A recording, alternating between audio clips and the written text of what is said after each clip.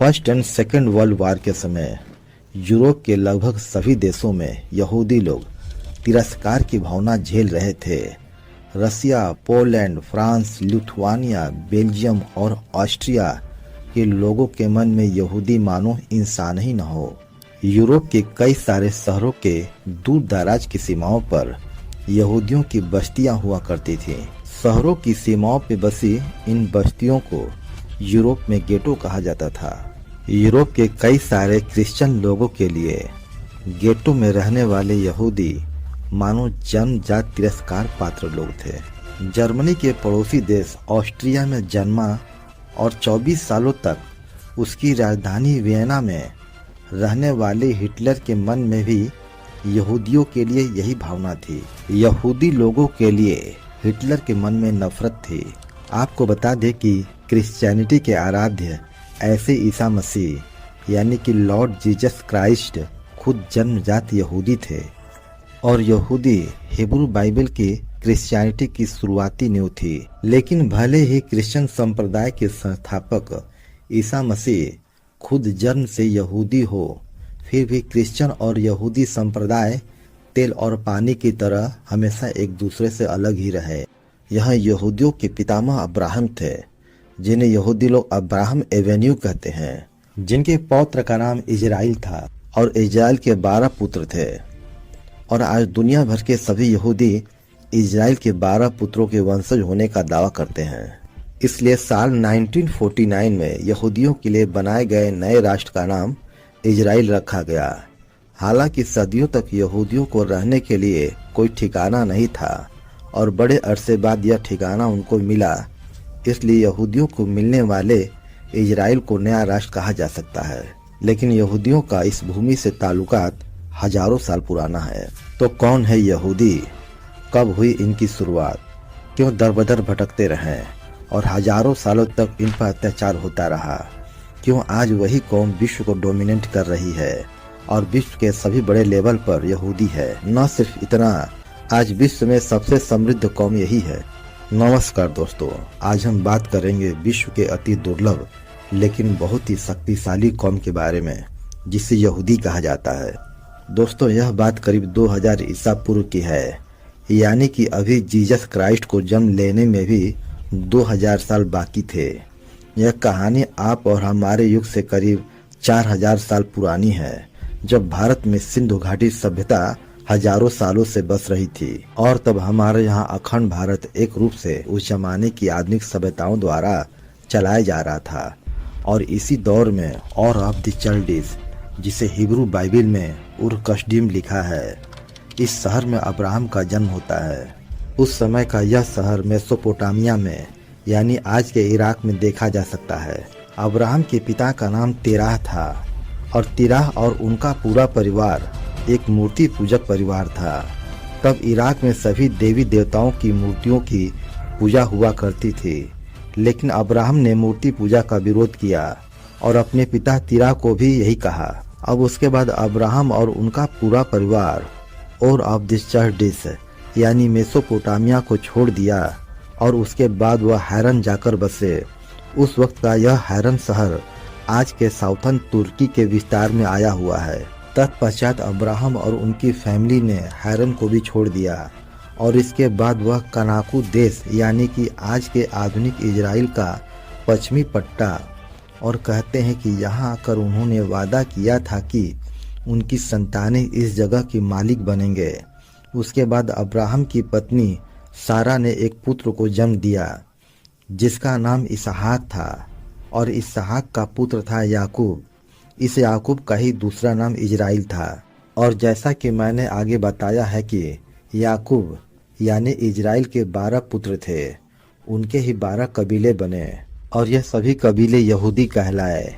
यहूदी एक ईश्वरवाद को मानते हैं और इनके गॉड का नाम है यहोवा, यानी कि गॉड को हिब्रू भाषा में यहोवा कहते हैं, जैसे इंग्लिश में गॉड और हमारे यहाँ ईश्वर कहते हैं। और यहूदी संप्रदाय का जो सबसे पवित्र ग्रंथ है उसे तैरा कहते हैं। अब दोस्तों, इन सब के बाद पूरे मिडिल ईस्ट में यहूदी संप्रदाय फैलने और फूलने लगा। बात करें साल 1000 ईसा पूर्व की, यानी कि आज से करीब 3000 साल पहले की। तो उस समय यरूशलेम के किंग डेविड के पुत्र सोलेमन ने यहूदियों के लिए पवित्र स्थान पर मंदिर का निर्माण करवाया और इस किंग डेविड को दाऊद और उनके बेटे सोलेमन को सुलेमान भी कहा जाता है। हालांकि ये किंग डेविड, जिसे दाऊद कहा जाता है, और उनके बेटे सोलोमन यानी सुलेमान, ये लोग जूइस यानी यहूदी थे और सोलोमन ने जिस मंदिर का निर्माण करवाया उसे द फर्स्ट टेम्पल कहते हैं। 1000 बीसी में यरूशलेम में बने द फर्स्ट टेम्पल को 587 बीसी में बेबीलोन वासियों ने नष्ट कर दिया था और जिस वजह से 537 बीसी में यरूशलेम में ही उसी फर्स्ट टेम्पल के तर्ज पर द सेकेंड टेम्पल बनाया गया और सेकेंड टेम्पल को रोमन साम्राज्य ने साल 70 में नष्ट कर दिया। आज यरूशलेम में फर्स्ट और सेकेंड टेम्पल के सिर्फ अवशेष ही बच पाए हैं और अवशेष के रूप में एक बड़ी दीवार बची है जिसे द वेस्टर्न वॉल या वेलिंग वॉल भी कहते हैं और दुनिया भर के यहूदी आज यरूशलेम में इस जगह की बड़ी श्रद्धा से पूजा करते हैं और आज के युग में इसी जगह पर द थर्ड टेम्पल बनाने की बात चल रही है। लेकिन इसके लिए यहूदियों के सामने अभी बहुत सारी चुनौतियां हैं। अगेन हम थोड़ा फ्लैशबैक में चले जाएं तो जब बेबीलोन वासियों ने यहूदियों पर हमला किया और उनका फर्स्ट टेम्पल तोड़ दिया, उसके बाद यहूदियों को गुलाम बना दिया गया। वह निर्वासन में चले गए। किसी तरह वह एकजुट होकर वापस आए और यरूशलेम में सेकेंड टेम्पल भी बनवाया, लेकिन उसे भी बाद में तोड़ दिया गया। उसके बाद से यहूदियों पर पूरे विश्व में अत्याचार होते रहे। जो यहूदी आज के इजराइल की भूमि पर 2-2,500 साल पहले बसते थे और यरूशलेम में निवास करते थे, वह अब यूरोप और रसिया में दर बदर भटकने लगे। लगभग हर जगह से उन पर अत्याचार हुए और यहीं से शुरू होता है यहूदियों का पतन। यहूदी प्रजा मानो श्रापित हो, इस तरीके से सैकड़ों साल उन्होंने विदेशी सम्राट की गुलामी में बिताए। उन्होंने अपना वतन गंवा दिया और एक निराश्रित के रूप में, एक खाना बदोश कौम के रूप में रसिया और यूरोप के कई सारे देशों में वह सदियों तक यहाँ वहाँ भटकते रहे। उन्होंने कई सालों तक सामाजिक और आर्थिक अन्याय सहे और सभी देशों के लिए तिरस्कृत बने। जीसस क्राइस्ट ने जिस क्रिश्चियन संप्रदाय की स्थापना की, वो संप्रदाय यूरोप में व्यापक रूप प्रसार चुकी थी, लेकिन 12 ट्राइब्स के रूप में जाने जाने वाले इजराइल के 12 पुत्रों के वंशज यहूदी अपना संप्रदाय छोड़कर क्रिश्चियनिटी में कन्वर्ट होने के लिए तैयार नहीं थे। उस समय लगभग सभी यूरोपीय देशों में वहाँ की प्रजा पर वर्चस्व वहाँ के सम्राट का नहीं, क्रिश्चियन चर्च का हुआ करता था और जिसकी नाराजगी यहूदियों ने भुगती। और ऐसे माहौल में यूरोपियन क्रिश्चियन प्रजाजनों के मन में यहूदियों के लिए घृणा होना स्वाभाविक था। यहूदियों को लेकर इस नाराजगी में थोड़े बहुत अंश यहूदियों का यानी कि इजराइल के वंशजों का भी योगदान था, क्योंकि नया देश अपनाने के बाद वो आम तौर पर वहाँ की प्रजा के साथ घुल मिल नहीं सके। यहूदी हर शहर में अलग उभर आते थे या यूं कहें अलग जान पड़ते थे। 16वीं सदी में क्रिश्चियन धर्म के सबसे बड़े धर्मगुरु यानी कि पोप पॉल ने यहूदी लोगों को हुक्म के साथ शहर में अलग विस्तार बनाकर रहने का आदेश पारित किया और इस आदेश का पालन जार शाही रसिया ने और सभी यूरोपीय देशों के अन्य चर्चों ने भी किया। यहूदियों के जो अन्य विस्तार बने, जिनको मैंने आगे बताया था कि उन्हें गेटो कहा गया है, और उस गेटो के चारों ओर दीवारें बनी हुई होती थीं, जिनके बड़े दरवाजे को रात में बंद कर दिया जाता था। स्पेन की रानी इसाबेला को तो इन गेटों में कोई नॉन क्रिश्चियन प्रजाति रहे वह मंजूर नहीं था और इसलिए उसने स्पेन में से सभी यहूदी स्त्री, पुरुष और बच्चों को देश निकाला दे दिया और रसिया, फ्रांस, जर्मनी, पोलैंड, लिथुआनिया और बेल्जियम जैसे देशों से इन यहूदी लोगों को निकाला तो नहीं गया, लेकिन इन देशों में उनका दर्जा दूसरे नागरिक का था। यानी कि इन देशों में यहूदी रह तो सकते थे, लेकिन जमीन खरीद नहीं सकते थे, बड़े और प्रतिष्ठित व्यवसाय नहीं कर सकते थे, उनको खेती बाड़ी करने की भी छूट नहीं थी और बहुत सारे बिजनेस और व्यापार में जिसमें यहूदियों की नो एंट्री थी। और यह सब नीति नियम यहूदियों को जीवन पर्यंत हमेशा के लिए गरीब रखने के लिए बनाए गए थे ताकि यह कौम कभी उन्नत न कर सके। एक तरफ ऐसी दयनीय परिस्थितियों में जीने वाले यहूदी जिनके पास रहने का कोई ठिकाना नहीं था, पैसा की तो बात छोड़ दो, सुबह से लेकर शाम तक 2 वक्त खाना भी मिल जाए तो बड़ी बात थी। और दरिद्रता में जीने वाले ये लोग आज पूरे विश्व के सबसे धनी प्रजाति है। पूरे स्विट्जरलैंड में और स्विस बैंक में जिनका सबसे ज़्यादा पैसा है वो यहूदी हैं। पूरे अमेरिका में इनकी लॉबी चलती है। दुनिया की सबसे बड़ी कंपनी का आप नाम ले लो, यहूदी ही होंगे। गूगल के फाउंडर लॉरी पेज और सर्गी ब्रेन यहूदी थे। फेसबुक का मालिक मार्क जुकरबर्ग जन्म से यहूदी हैं।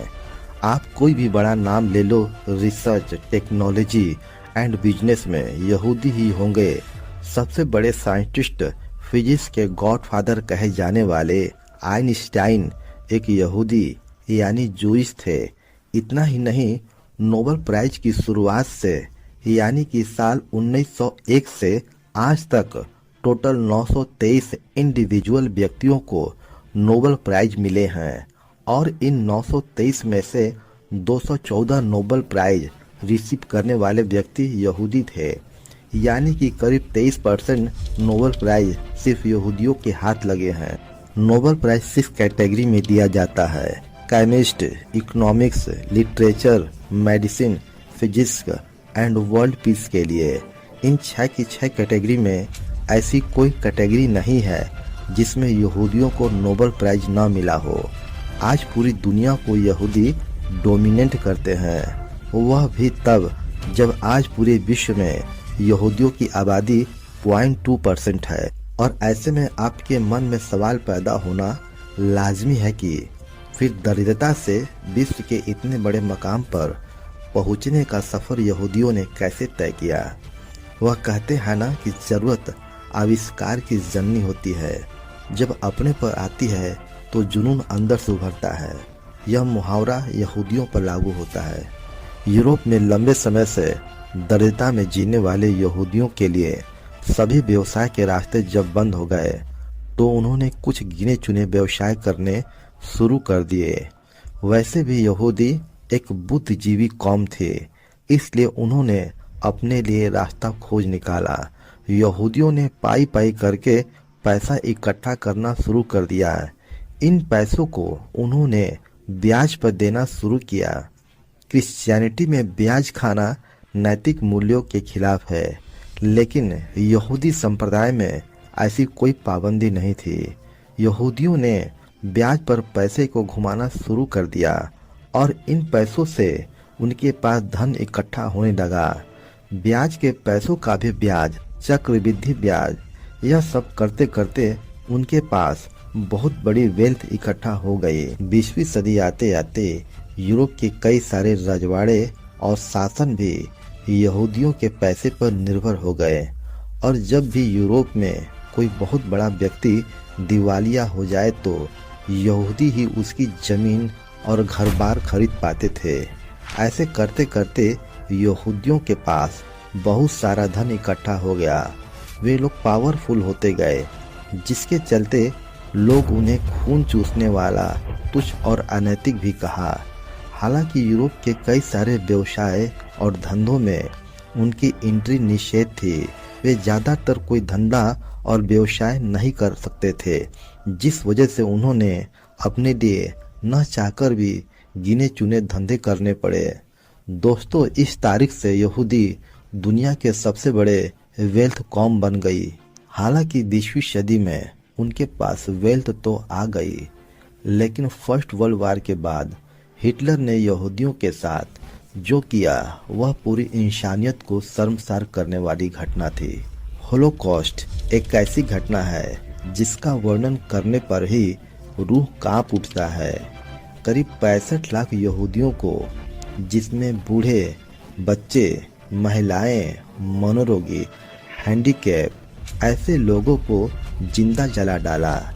इन लोगों को मारने से पहले इनके शरीर पर से जो सोना निकलता उसे ले लिया जाता था। रोज का कई सारे किलोग्राम सोना इकट्ठा होता था और उन सोने को नाजी जर्मन बैंकों के माध्यम से स्विट्जरलैंड पहुंचा देते थे।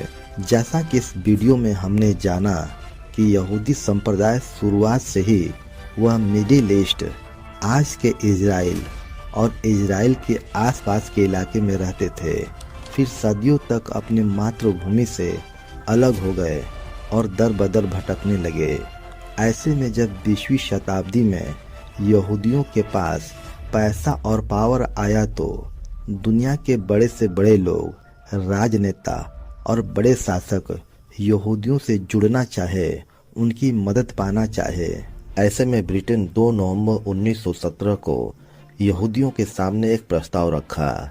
यह वो दौर था जब पहला विश्व युद्ध ब्रिटेन जीतना चाहता था और उसमें उसको यहूदियों की मदद की जरूरत थी और इस मदद के लिए बाकायदा ब्रिटिश सरकार द्वारा एक घोषणा पत्र जारी किया गया जिसे वेलफेयर डिक्लेरेशन कहते हैं। इस डिक्लेरेशन में ब्रिटिश फॉरेन सेक्रेटरी आर्थर वॉलफोर ने वाल्टर रोथस्चाइल्ड को एक डिक्लेरेशन लिख कर दिया। वाल्टर रोथस्चाइल्ड उस वक्त ब्रिटिश जूइश कम्युनिटी के लीडर थे। यहाँ पर इस डिक्लेरेशन में ब्रिटिश सरकार ने यह लिख कर दिया था कि अगर यहूदी उन्हें प्रथम विश्व युद्ध में मदद करते हैं तो यहूदियों को अलग राष्ट्र दिया जाएगा। ब्रिटेन एक महासत्ता हुआ करता था, पूरे विश्व में उसकी कई सारी कॉलोनियां थी और ब्रिटेन ने यहूदियों को आज के इजराइल की जगह पर एक देश देने का वचन दिया। इसके बाद यहूदी वहां गए भी और कई सारे लोगों से पैसा देकर उनकी जमीनें खरीदे भी और कई सारे लैंड ब्रिटिश सरकार द्वारा भी उन्हें दिया गया। हालांकि इजराइल का मुद्दा आज भी एक सुलगती हुई आग है क्योंकि इसमें फिलिस्तीन भी इन्वॉल्व है। यहूदियों ने प्रथम विश्व युद्ध में ब्रिटेन को बहुत बड़ी मदद की थी, लेकिन उन्हें शायद जो मिलना चाहिए था वह मिल न सका।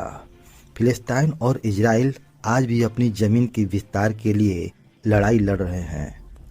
दोस्तों, इस पूरी घटना के बारे में आपकी क्या राय है, कमेंट बॉक्स में ज़रूर बताएं। अगर हमारी मेहनत पसंद आई है तो इस वीडियो को लाइक करके शेयर ज़रूर करें।